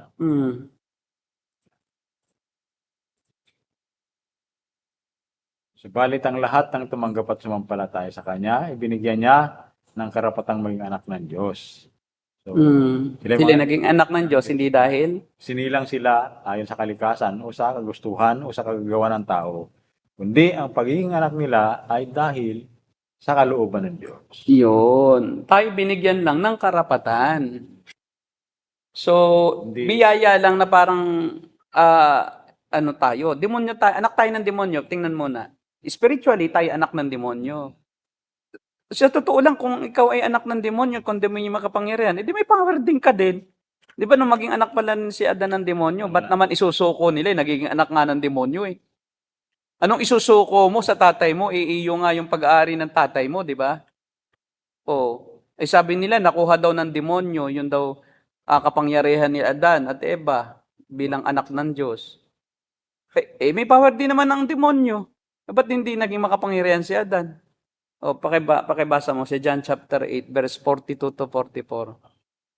Ang lahat ng taong hindi sumasampalataya, anak ng demonyo. Kaya ang tawag lang sa atin ngayon, pagkatapos ating sumampalataya, nalilipat tayo sa pamilya ng Diyos. Inaampon tayo dahil tayo hindi anak. Ibig sabihin ng anak, hindi ka kabilang. 42. John 8, 42 to 44. Ayan. Yan ang doktrina ng pagiging anak ng Diyos, spiritual. Hindi sinabing anak ka ng demonyo, demonyo ka na rin. Bakit nung anak ka ng demonyo, may sinasabing, demonyo na rin ako Di ba? Pag naging anak ka ng Diyos, sabi mo, ay Diyos na rin ako eh. Oo nga, no? Eh bakit nung anak ka pa ng demonyo, hindi mo pinagyayabang? Ay demonyo rin ako eh. Kasi anak din ako ng demonyo eh. Pag naging anak pala ng demonyo, naging demonyo na rin. Oh, ibig lang sabihin, naging anak ka ng demonyo, siya lang sinusunod mo. Ayun. In that sense that you are now obeying and being under the dominion and power of Satan. Ano sabi po dito sa 42? Oh. Sinabi ni Jesus, kung talagang ang Diyos ang inyong Ama, iniibig sana ninyo ako. Sapagkat sa Diyos, ako nang galing. Hindi ako naparito sa sarili kong kagustuhan, kundi isinugo niya ako. Bakit di ninyo maunawaan ang sinasabi ko? Hindi ba't ito'y dahil sa ayaw ninyong tanggapin ang itinuturo ko? Ang Diablo ang inyong ama, at ang gustuhan niya ang ibig ninyong gawin. Noon pa man ay mamamatay tao na siya, hindi siya pumapanig sa katotohanan kailanman, sapagkat walang puwang sa kanya ang katotohanan. Likas sa kanya ang magsinungaling, pagkat siya ay talagang sinungaling at siya ang ama ng kasinungaling. Yan. So, tinan mo, wag mo nang alisin yung talata sa screen. Tingnan mo. Sabi ng mga Pariseo sa kanya, ng mga Hudyo, kami anak ng Diyos, dahil kami galing kay Abraham. So, ang sabi ng Panginoon, hindi Diyos ang inyong ama. Ang inyong ama ay ang Diablo. Ay lumalabas pala, demonyo rin pala itong mga Pariseo. May power din pala sila, gaya ng demonyo. At ang mukha nila, demonyo rin. Kasi wangis din daw ng demonyo, ang anak ng demonyo. Kung ikaw daw ay anak ng Diyos, wangis ka rin ng Diyos. Eh, isa naman ang wangis nating lahat, kahit di mananampalataya at mananampalataya. Anong pagkakaiba ng pagmumukha natin? Tayo pare-parehong tao pa rin. So, ang pagiging anak ay hindi physical, hindi yung genetics. Hindi ka nagkakaroon ng katangian ng Diyos. Kundi ang pagiging anak ay symbolic, no? Na ikaw ngayon ay pinapabura na uli ng Diyos at ikaw ngayon ay nasa ilalim ka na ng pamamahala ng Diyos ulit. Sinusunod mo uli ay ang iyong amang Diyos. So, hindi ka pa anak ng Diyos, sinusunod mo yung ama mo, yung Diablo. Kung anong ginagawa niya, yun ang ginagawa ninyo. Yun yung ibig sabihin. Yung nature, kalikasan. Oo, yung kalikasan ng isang anak ng demonyo ay kung ano yung ginagawa ng kanyang ama, yun din ang kanyang ginagawa. Kung sinungaling ang demonyo, ay sinungaling din ang kanyang mga anak. Diba? Kapag siya ama ng kasinungalingan, anak ka rin ng kasinungalingan. Pero hindi ka nagiging demonyo mismo. Kundi yung katangian lang ng demonyo, ginagaya mo siya. At nasa kabilang ka sa kanyang kapamilya. Yun ang iyong identity. Diba? At ginagawa mo kung anong ginagawa niya. Pag naging anak ka ng Diyos, ginagawa mo kung ano ang ginagawa din ng Diyos, ng Panginoon Kristo. Ayun. Kaya ikaw ay nagiging banal din. Kasi ama mo siya. Tapos kabilang ka na sa pamilya niya. At syempre, kung saan nakatira ang Diyos, doon ka rin niya ititira. Kung saan nakatira ang demonyo, dahil siya ang tatay mo, edi doon ka rin niya dadalhin, siya tatay mo eh. Dahil sa impyerno siya, dahil tatay mo siya, sa impyerno ka. Ngayon, kung ang tatay mo ay Diyos, siya ay tagalangit, tagalangit, tagalangit ka rin. At mamanahin mo rin ang lahat ng pag-aari ng Diyos. Yun lang ang ibig sabihin, hindi tayo naging literal na demonyo, hindi rin tayo naging literal na Diyos. Di ba? So, yun ang problema. Ginagawa nilang literal yung spiritual, at yung spiritual, ginagawa nilang literal. Ang tawag diyan is allegorizing. Oh. Pero pinaliwanag po Pastor ni Pablo doon sa 4:24 ng Ephesians na mamuhay kayo. Yung image ng Diyos ay makita sa inyo. Yun yung kabanalan. Yun ang image ng Diyos sa atin. Yun yung kagaya ng Diyos sa atin. Yes, po. Hindi yung kagaya natin na meron tayo ay yung power ng Diyos. Hindi. Hindi naman tayo invisible eh. Oh. Grabe na. Tayo ba'y alam ba natin lahat ng bagay? Hindi. Ang Diyos alam niya, di ba? So ang atin lang kapareho na meron sa atin ang Diyos ay yung wangis na yon ng katarungan, ng pag-ibig, yung pagiging inosente, walang kasalanan dati kasi ang tao eh. Yun ang wangis. Yung siya ay may kapamahalaan na mamuno, ng mga siwa sa nilalang ng Diyos. Yun, yung kanyang kakayahang makipagkomunikasyon sa Diyos, ni Adan at Eva. Yun talaga yung wangis eh. Hindi yung physical ni Eva at Adan. Eh di dalawa pala ang Diyos. Isang babae, isang lalaki. Eh di magkakaroon ng dalawang sexes ang Diyos. Kung ang wangis pala na physical ang minana ng tao sa Diyos nung likhain si Adan at Eva, lalabas na may babae ring Diyos. May lalabas na mayroon ding buhok na mahaba ang Diyos, no? Literal talaga. Literal eh, di ba? So, ang wangis doon ay hindi yung mukha, hindi yung sex. Kung hindi, yung katangian na communicable, yung naibigay sa tao. Communicable. Nawangis lang, hindi yun talagang eksaktong perfecto. Kaya nga wangis eh. Reflection lang yon. Kaya yung kabanalan ni Eva at Adan, reflection lang ng kabanalan ng Diyos. Nung sila wala pang kasalanan. Yung kanilang pag-ibig, yung kakayahan nilang makipag-ugnayan, reflection lang iyon kung paano ang Diyos din ay Diyos na persona na nakikipag-ugnayan din. Pero hindi yung kapangyarihan, hindi yung mga incommunicable gaya ng all-knowing, omnipresent, omnipotent. Ang tao walang power. Wala tayong power, ang salita wala. Kaya pinipilit po nila magpagaling para may pakita nila na may power sila. O di ba, yung pala nung maging anak ng demonyo ay di naging demonyo rin. Eh may power din ng demonyo, di ba? O nakakalipad din di ba? Di ka nakalipad, eh anak ka ng demonyo. Hindi yung ganun, hindi ganun na physical ang wangis. Hindi po talaga. Hindi yung katangiang paranormal o ang tawag diyan ay supernatural. Hindi supernatural ang tao. Nagkakamali pa nga tayo ng akala Kahit ngayon, akala natin ganoon, yung pala hindi. Wala kang ang power na malaman ang bukas. Kahit mamaya, hindi mo alam ang mangyayari. Sasabihin mo, wangis ka ng Diyos. Ang Diyos alam lahat ng bagay. Okay. Yun lang po ang wangis. Hindi yung sabi nila na, I'm now God because Jesus has defeated the devil, therefore I became son of God, and therefore I am God. I am now God. Galing, conclusion. O, di ba? Ngayon, tinamaan din siya ng pagtanda. Ang tanda-tanda na niya. Dati bata pa itong si Copeland, no? Yeah. Kung Diyos ka, hindi ka tatanda. Ba't ka tumanda na? Ngayon, kukuba-kuba na siya Walang Diyos na tumatanda. At saka, siya nagsasabi lang na siya anak ng Diyos, pero mukha talagang demonyo. Tumawa. Pag tiningnan mo talaga, demonyo Kaya ako hindi papayag na anak siya ng Diyos Di ba? Kung ang batayan ay pagmumukha, hindi ako papayag. At saka gawa, na niloloko niya ang mga tao, magbigay kayo at nang kayo payamanin. Sabi niya, I am the billionaire pastor in America, the richest pastor. Pinagmalaki pa. Pag nanakaw naman galing, pangungulimbat sa may hirap. Magbigay ka para yumaman. Pag di ka nagbigay ngayon, susumpain ka. Ito ng mga tao, TANGA. Naku, susumpain ako. Mahirap na hirap na mga, ang pera na nga lang, $1. So, i-donate pa. Sa Amerika kasi, ang daling mag-donate Isang click lang. Talagang na sila, cashless na halos Dito pa sa atin, medyo ang hirap pang mag-deposit minsan. Pag may limitation, 50,000 lang, hindi na pwede. Pag na-limited yung account mo, hindi ka na pwedeng lumampas sa 50,000. GCash din. Sa Amerika, talagang may na sila. Credit limit na malaki. May credit line lahat ng tao. Tapos mayroon pa sila na pag walang kapera-pera, may bigay ang gobyerno na food, incentive. Punta ka sa McDo, makakakain ka. O kaya nga yun ang problema, yun ang ayaw ni Trump ngayon Well, anyway, balik tayo. Ang mga ganon, yung nakikinabang, mga hindi Amerikano, yun ang binibigyan ng food stamp, yung mga nagkalad sa lansangan at nakikinabang sa pera ng Amerikano. Sabi niya, bumalik kayo sa inyo. Tama yung ginagawa niya. Ayaw naman ng ibang Pinoy dahil wala nga rin itong trabaho At least doon, kahit TNT, nabibigyan ng pagkain. Meron pa dyan. Yung Rick Joyner, no? Rick Joyner. Yan ang isa pang napaka false prophet talaga. False teacher. Video 6 na Si Rick Joyner. Credible, heretical church. Yan, medyo panoorin natin yan. Nakakatakot.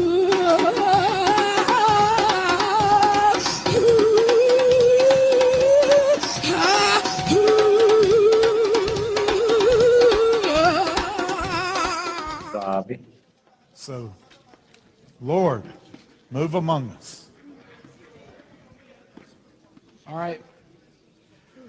Tori's got something she's going to release. And when this releases, it's going to be like a starting gun for the ministry time.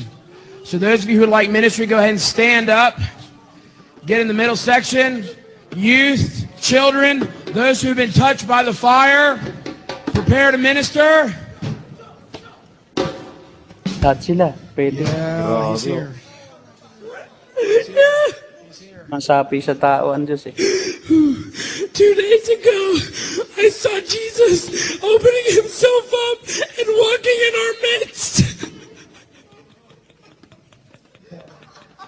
Today, the phrase that keeps going in my mind and in my heart is that my deep calls out to his deep.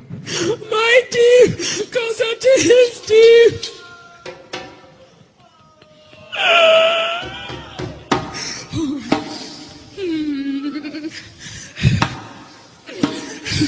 My deep goes out to your deep, Jesus. My deep goes out to your deep.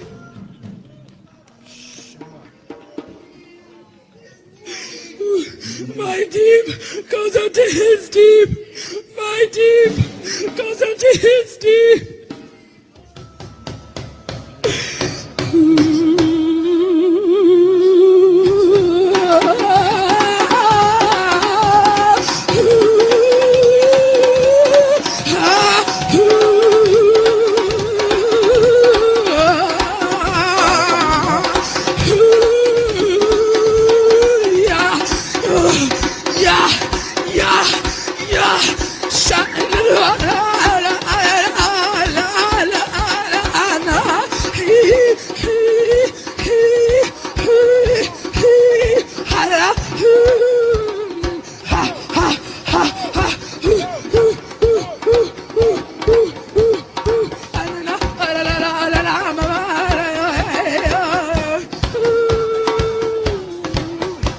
Transferable.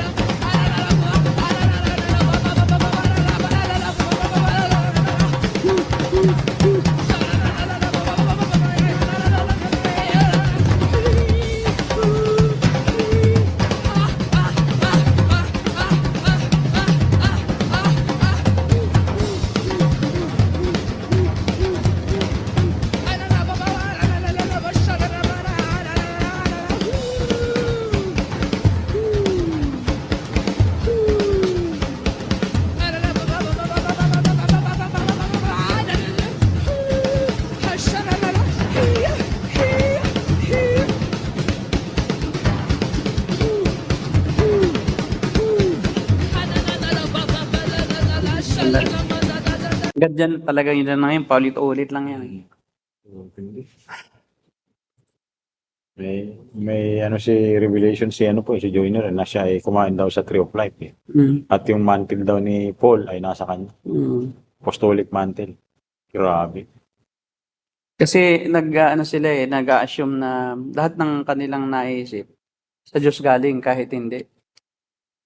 Yung sinasabi ng babae, 'di ba? Walang anong meaning nung I have a vision of Jesus last night that is deep is in my deep. Anong ganun? Puro deep, deep, deep. So, walang sense.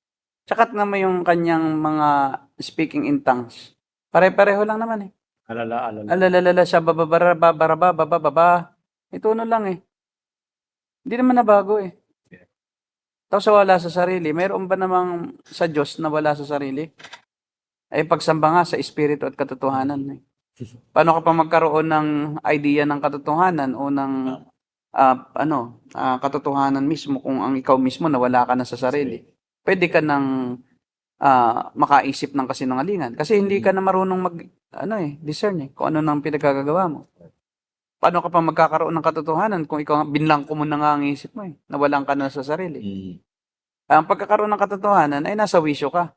Yes. Hindi ka nawawala sa sarili. Kaya yung mga lasing hindi makapagsalita ng totoo Opo. Puro kayabangan, di ba? Kasi wala na sa katotohanan. Kasi lasing na siya nawala na sa sariling katinuan So paano ka pa makakapagsabi ng katotohanan kung wala ka na nga sa sarili mong katinuan? Eh di puro kasinungalingan na ang paggagawin mo. Puro kasinungalingan na ang sasabihin mo. Siya wag kukunari ka lang na yun totoo. Di ba? Kasi nga, hindi mo na alam At paninindigan mo na lang na totoo yun kahit na hindi. Yung lasing nga po, Pastor, na nagtapat dun sa babae na may gusto sa kanya. Gusto rin kita. Yun pala, nung nahulasan, parang mali yan yung sinabi ko. Kasi lasing siya, wala sa sarili. Naniwala sa kanya yung babae. Ayun lang. Hindi naman pala totoo. Hindi niya totoo yun. Wala ko sinabi gano'n. Tinikot na siya. Kaya nga lasing Hindi Ayun, pagka merong kilala, tiyuhin ko, pag nalalasing, English na English Wow. Gumagaling You know, Mel, during the time of siya, nagiging ano pa Pero pag di nalasing, di na alam kung ano bang ginawa ko kagabi? Nag-English ka tiyo Sinasabi. Sinapian ka ng Inglesero. Espiritu ng Inglesero. May demonyo palang Inglesero, Pero hindi niya alam sinabi niya. Limot na siya. Di ba? Kaya nga, hindi niya alam. So, paano naging katotohanan yun kung hindi mo alam? Yung iba naman, talagang sobrang ayabang na. Yung iba nga, pagka naman, meron doon na namatay doon sa amin na drogista Tumalon Akala niya, nakakalipad siya. Di ba? Kasi kasinungalingan na kasi ang iniisip pag wala ka sa sarili. Wala kang gagawing tama pag wala ka sa sarili. Di ba? Kasi hindi ikaw yun Hindi ka na consistent sa kung ano ka. Naalipin ka na ng kasinungalingan na nasa nag-hari. Hindi na nag-wire ng maayos. Hindi na. Kaya ang mga ganyang nawawala sa sarili, wala sa katotohanan. So kung ano mang gagawin mo, kaya nga ito mo, ang nagtitrigger naman ay drums. Lagi ang mga ganyang mga practices, yung speaking in tongues, yung nagtatrans, yung tawag diyan, nag-hallucinate sila. Ang lagi nagtitrigger musika. Maski sa mga nagda-drugs, ang pansundot music. Walang nagda-drugs na walang music. Lalo na yung mga death metal na music, Mga death metal, yung mga slow rock. Diyan sila nagtitrip yung mga nakaka-drugs. Kung ano yung iniisip nila, parang doon sila nabubuhay. Pero yun ay Cinderella. Disneyland. Hindi totoo. Lahat ng iniisip nila, natitrigger na maging totoo nung music. Tapos kakanta sila kahit tuak. Akala nila, ang galing nila. Kahit na wala sa tono. Di ba? Paano maging totoo yung hindi totoo? Ang totoo ay yung, alam mo, ang ginagawa mo. At sinasala mo na ito ba'y ayon sa salita ng Diyos? At kung ayon yun sa salita ng Diyos, totoo yun. Ngayon, kung hindi na ayon sa salita ng Diyos, wala na mga ganong practices sa Biblia. Paano naging totoo yun? Kaya sabi nila, nasa amin daw ang katotohanan, kami ang tunay na iglesia. Paano kayo naging tunay na iglesia nang hindi nyo alam ang pinagagagawa ninyo? May isa pa tayo. Last two videos. Tingnan natin.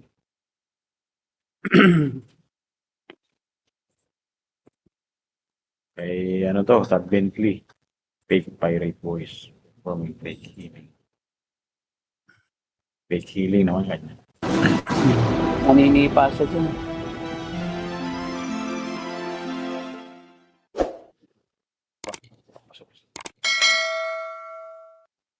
It's tingling right now. This is the gift of healing. Oral Roberts would have the gift of healing come. He'd feel it in his shoulder and go all the way into his hand. That happens to me only when the angel comes. You see, whoever I get around, the angels start doing stuff. God's doing this, not us. Pirates. So God, may he be released into a realm of creative miracles and visions of God and know how to work with the miracle angels. Boom! And take out the metal all the way. Never let it swell up again. And let it never be in pain again. In Jesus' name. Yan naman pagpapagaling niya dahil sa isang anghel. Sabi niya, nandito siya ngayon. Siya yung pinapakilos ng Diyos. Ang pangalan nun si Emma. Si Emma. Si Nanay Emma yun eh. Kaya pala nawala na eh. Kinuha na ni Tad Bentley. Umalis na sa amin eh. Si Nanay Emma. Kay Tad Bentley pala. Nakita mo. Siya pala yung nagpapagaling doon. Nanay Emma, bumalik ka na. Kaya pala naman. Si Tad Bentley na ang... isa pa. Ay, nako po. Sa American Gospel. No? Nag-aabang din. Si Nanay Emma, laging nanonood eh. Nandiyan ka pala, Nanay Emma. Sister Emma, ikaw pala yung utusan ni Tad Bentley. Itatawa yun. Sino yan? Ayun. Ito, American Gospel. Ayan. Tingnan natin. Tingnan natin si Costihin na mula sa grupong yan ay umalis. Bata pa At ngayon siya ay reformed na eh, pastor. Bata pa siya noon, no? Nung kasama pa siya ng uncle niya ni Benihin.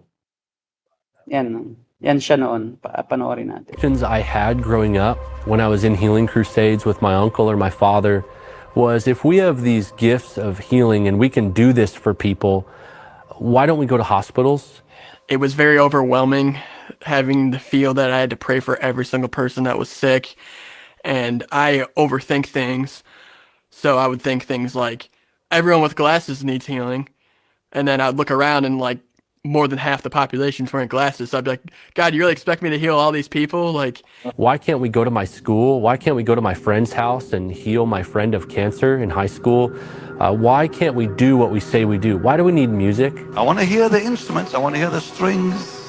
and one time I saw Bill Johnson ask someone who got healing in their eyes. How many of you, the sight, something was healed with your eye? Put your hand up right now. Okay, you can command dead people to rise up and people to get out of wheelchairs, and why are you still wearing glasses? That doesn't make sense. Napaka-ironic. Ayun. Yung nang nagsalita si Costihin yun eh. Oo. Bata. Kasama siya ni Benihin sa mga crusades. Nagtataka na siya noon pa. Sabi niya, kung talagang nagpapagaling ang tiyuhin ko, naisip niya, bakit hindi kami pupuntang ospital? Matalino. Ba't kami nag-i-invite ng mga taong may sakit? Eh, dapat nga kami ang pumunta. May sakit nga, di ba? Sabi niya, bakit hindi kami pumunta dun sa mga kaibigan kong may cancer? At saka sa sarili naming pamilya na may sakit. Sa church na may sakit. Ba't di namin mapagaling yung mga nasa aming church mismo? Puta pa kami sa church ng may church. Di ba? So, siya mismo ay nagkaroon na ng pagdududa eh. Sabi niya, bakit hindi namin ginagawa ang aming sinasabi? Di ba? Yun namang isa, na-observe niya sa kay Bill Johnson, yung papagaling, sabi pa nga ni Bill Johnson, yung mga may sakit sa inyo sa mata, tinuturo niya mata niya, may sakit nga siya eh. Yung malabo ang mata, sabi niya, sino dito yung gumaling? Eh, ba't hindi niya alisin yung salamin niya kung totoong nagpapagaling din siya? Di ba? So, bakit di mo pagalingin sarili mo? Kabaliktaran. At bakit nung panahon ng COVID, na-postpone yung mga prophetic classes nila? Nagpagaling man lang. Di man nila nahulaan na magkaka-COVID. Kasi dapat na-announce na nila bago pa, matagal pa eh, di ba? Na year ganito, magkaka-COVID. So, mas maniniwala ako na prophet nga sila. Wala namang nakahula na magka-COVID eh. Saka wala rin nakapagpagaling nung may COVID. Nagtaguan lahat ng mga yan. Natakot din sila. Natakot lahat. Wala nang pumupunta rin sa mga churches nila kasi takot. Alam mo kung isa lang ang hindi natakot? John MacArthur lang. Siya ang At walang namatay doon sa kanyang kongregasyon. Siya yung hindi naniniwala sa mga modern day healing.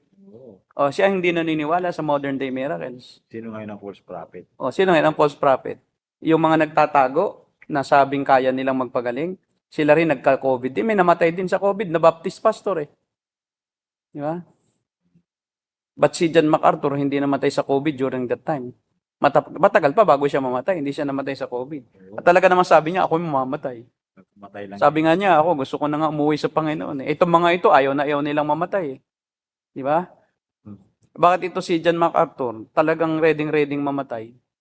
At kahit may sakit na, nangangaral pa rin. Ito, pagka itong mga ito, nagkalagnat, umaalis eh. Kasi, ang hirap mangaral na may sakit ka, na hindi ka na makapagsalita, pag ikay nangangaral na kaya mong magpagaling. Yun. Sampal sa kanila yun. Kaya yung yung asawa ni Kenneth Copeland, may may Alzheimer's eh. Tapos pinapadalo niya sa kanyang, hindi niya mapagaling. Ay nakakalimot, hindi niya siya kilala. Sabi niya, Gloria, Gloria, sabi ni Gloria. Who are you? Di ba? Nakakaya. Kaya ka, hindi mo na, yung asawa mo mismo, hindi ka na makilala, hindi mo mapagaling. May Alzheimer's. Tapos nandiyan ka pa rin at nagpapanggap ka pa rin healer. Tapos ngayon, nasa Katoliko na siya. At naniniwala na siya sa Roman Catholic doctrine ng transubstantiation. Grabe. Di ba? May kaibigan lang siya na pastor na kaibigan noon ni Pope Francis. Oh. Tapos tinawagan siya ni Pope Francis, tuwang-tuwa. Nasa screen pa si Pope Francis, sabi niya, you are my model. And bumigay. Di ba? Kasi ang habol lang naman nila, prestige, money, popularity. Oh, hindi naman talaga ang Panginoon eh. O, kaya kahit sino yung kanilang kasama, kahit hindi naniniwala sa kanilang Panginoon, pareho lang tayo, basta may pera ka. Yun ang mahalaga sa kanila. Yes. So, alisin mo nga, ito lagi kong sinasabi, alisin mo sa equation ng pera. Walang prosperity gospel. Tandaan nyo yan. Walang profit. Nabatay lang sila sa prosperity. Kasi yung profit yun eh. Walang profit pag walang pera, di ba? Kaya yung mga profit. Gusto nilang kumita kasi. Payaman sila. Kaya may tanong ba tayo? Parang wala tayong Sabihin ko po. Sige po, sabihin mo ka na Emma. Nanonood pa lang si Rose. Sabihin mo, bumalik na. Wag na kay kay Todd Bentley. Wala na. Wala na si Todd Bentley. Hindi na nag-ministry. Kasi unfit na eh. Tinatanggihan na siya ng mga charismatic communities. Sila lang naman ang kumikilala pa doon. At Pero ang totoo naman, sa mga probinsya, dahil nga unaware sila doon sa mga ginagawa ng mga ito, kasi nga hindi naman, walang nag-expose eh. Tapos ang mga pastor na karamihan sa probinsya, mga charismatic. Yes. Opo. Mga Pentecostal. Kaya karamihan ng mga tao sa probinsya, yung mga churches, charismatic Pentecostal eh. At yun ang problema. Hindi lumalago ang mga churches ng charismatic Pentecostal sa provinces. Kasi ang turo nila, uunlad eh, yayaman. Ay problema, magtatanim ka lang. Hindi siya angkop yung uri ng pangangaral doon sa lugar. Hindi siya realistic. Kasi halimbawa, yung mga G12, nauna rin yan, nag-G12. Yayaman kapag binigay mo ang pera mo. Ay, ang pera ng mga estudyante, 12 pesos lang pambaon. Binigay pa, lalong naghirap. Naglakad na papasok, pauwi. So, nakakalungkot lang na sinasamantala pa rin nila kahit napakaliit ng pera. Sa halip na tumulong sila at magtiis na kasama ng mga kapatiran, nakikinabang pa sila. Kaya nakakalungkot lang na nawai makadevelop tayo ng mga may puso talaga sa mahihirap na lugar na gustong mag-ministry sa mga mahihirap. Kasi totoo yung yung observation din ng iba na marami talagang pastor na naggusto dito sa syudad eh. Kasi narito nga naman daw sa syudad yung pera. Kaya nagsisiksikan dito. Narito lahat sa syudad. Ang problema ay wala nang gustong mag-ministry sa ibang lugar. Lalo na sa mga liblib po. Lalo sa liblib na lugar, di ba? Ngayon, ang nais natin is may makapag-ministry talaga sa mga liblib na lugar, makaabot, pasuportahan natin. At well-trained, hindi yung sasamantala pa, dumagat na nga sasamantalahin mo pa. Baka mamaya agawan mo pa ng nganga. Diba? Ng ikmo. At ibenta mo pa sa kabayanan. Di ba? Grabe. Tapos sinasamantala pa yung mga dumagat. Diba? So, yun nga, salamat sa Panginoon na nakakilala tayo sa katotohanan at talagang ako rin, dati rin akong Pentecostal charismatic. So, galing ako doon, kaya alam ko yung pinagdaanan ng mga kapatiran na napailalim sa mga ganito, napaglalangan. At ng problema, nagdududa sila na bakit di ako gumagaling? Sabi ni pastor, basta may faith ako, gagaling ako. Ang tagal ko nag-expect gagaling eh. Nagpapasting na ako. Sabi, magpasting lang daw. Pag may sakit, ayaw naman ding papuntahin sa doktor, mahina ang faith mo. So maraming nangamamatay dahil sa maling katuruan. Meron nga akong isang church na naunahan ng ganyan na hyper faith. Hindi na pinag-aral yung mga bata. Oo. May 2 anak yung isang kapatiran, dalagitan na, mga edad 14 to 16. Kasi dapat high school na yung 16 di ba? 14 high school na sila. Tapos sabi ko dun sa magulang, pumapasok pa po ba yung mga anak nyo? Hindi na, pastor.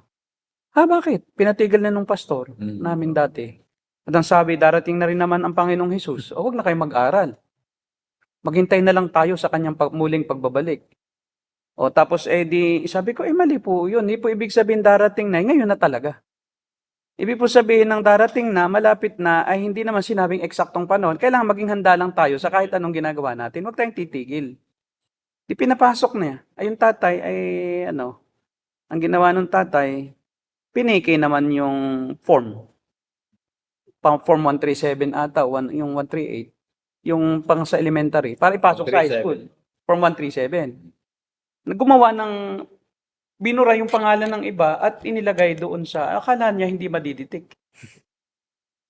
Di pareho nang nag-aral ng high school yung mga anak niya, na-detect na hindi naman graduated ng elementary. Lalong naging malaking sa kanila. Kaya nga, awang-awa sa sarili yung mga bata. Nakakaawa. Kaya walang mapuntahang magandang trabaho. Tapos, matagal na panahon ang dumaan, biglang nag-chat sa akin na, pastor, mayroon po ba kayong mag-sponsor? Ako po ay, sinabi ng doktor, kailangang maoperahan na lalason na ang dugo. Lalason na siya ng dugo. Kasi siya ay nakunan, hindi na yung nabubulok na yung bata sa tiyan niya. Sabi ko, punta ka rito, tulungan ka namin. So, nagambag-ambag ang iglesia ng church, ng pampaopera, napaoperahan. Kung ganun talaga basta by faith lumaki silang by faith. So, Pero sa bandang huli, humingi din po ng kasi nga, wala ka nang pupuntahan takot ka na So, makukorek na ang theology nila pag yung wala na talagang pag-asa. Pero habang kaya pa nila, hindi naaagahan. Kaya numalala. Ayun ang problema. Sakit lang ng ngipin, ayaw ipagamot. Yung yung ngipin na tumubo ay irregular ang tubo, kapatid naman nila, pumunta dito, tumusok na sa labi. So, namaga. Ayaw ipagamot ng nanay kasi magagalit yung tatay. Kasi pagka pumunta ka sa doktor o sa center, wala kang faith. Galit na galit. Sinasaktan. Yung hindi na kaya ng nanay kasi magang-magana, nagnanana, lahat tumutulo na. Sabi ko, pwede po ba bunutin natin? Kasi matatanggal na Ginawa ko, pinangasan ko, binunot ko, tapos binigyan ko ng antibiotic.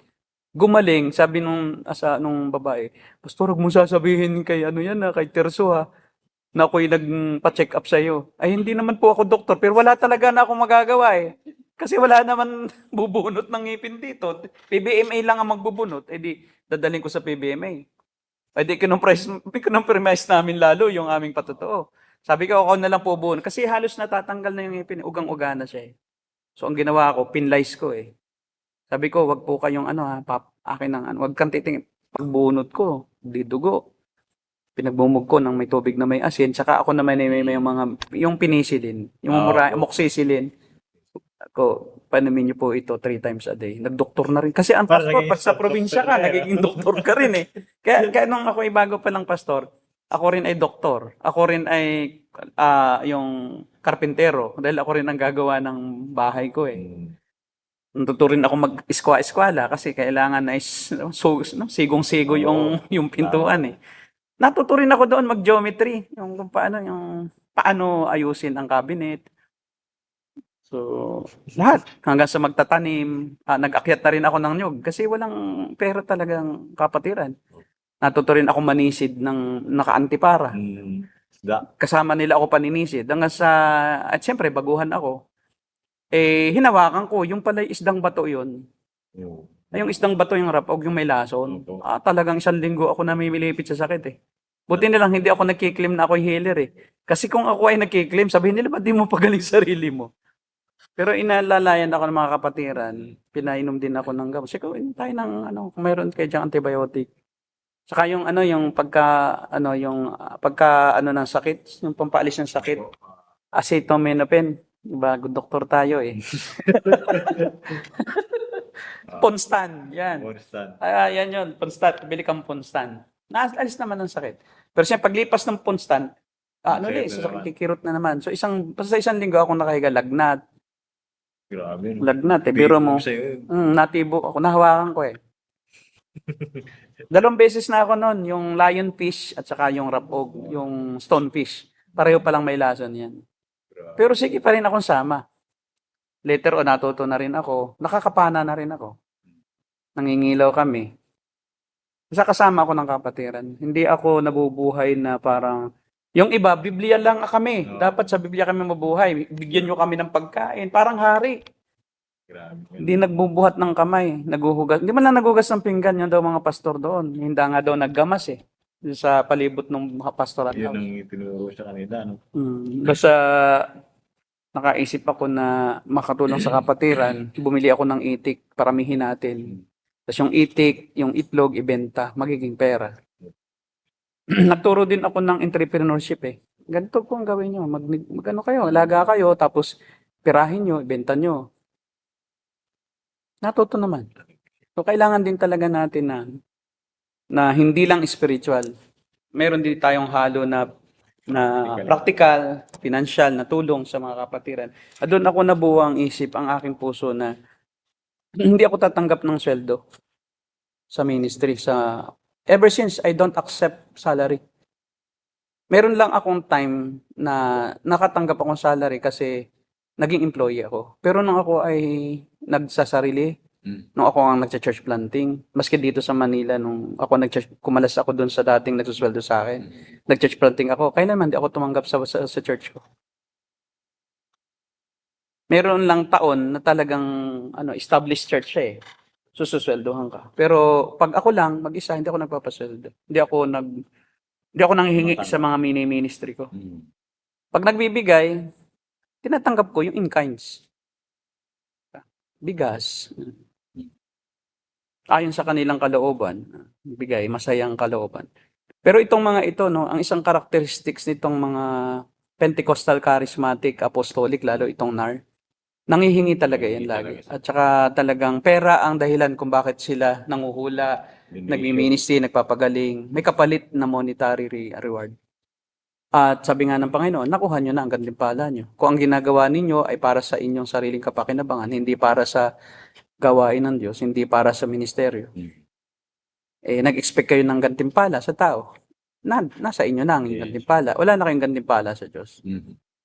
Kaya meron pa tayong katanungan kung meron po tayo. Wala na. Tayo po'y magpaalam muna at sa susunod ay talakayin naman natin kung may iba pa tayong makikita na napapanahon. Kung may mag-suggest, talakayin natin sa susunod po na episode. Paalam na tayo, Pastor Derek. So, at ito po ang The Narrow Gate Ministry. And we are the cult pastors. God bless. God bless you. May 13 nakatawa.